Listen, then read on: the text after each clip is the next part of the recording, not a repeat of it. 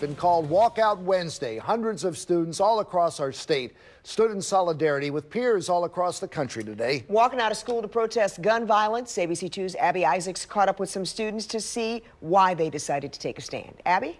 Well, for many of these students, gun violence is on their minds a lot, from threats at school to Baltimore's high murder rate. So with silent protests, marches, songs, and chants, they made their voices heard. Students across Maryland putting down their books and walking out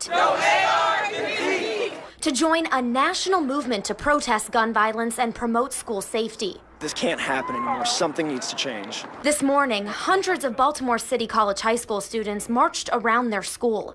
If it can happen in Florida, it can happen to us too. So we're going to stand up and, fight for what's right. Tons of Delaney High School students walked out too. I don't want to live in a world where I have to be afraid to better my education. The national demonstrations come 1 month after a gunman killed 17 people at a high school in Parkland, Florida. 17 minutes for 17 victims. Baltimore Polytechnic Institute students laid down for a moment of silence for those victims, calling for action after Baltimore had the highest murder rate per capita in the nation last year. Especially for next generations, we don't want them to have to worry about them having to go outside and get shot.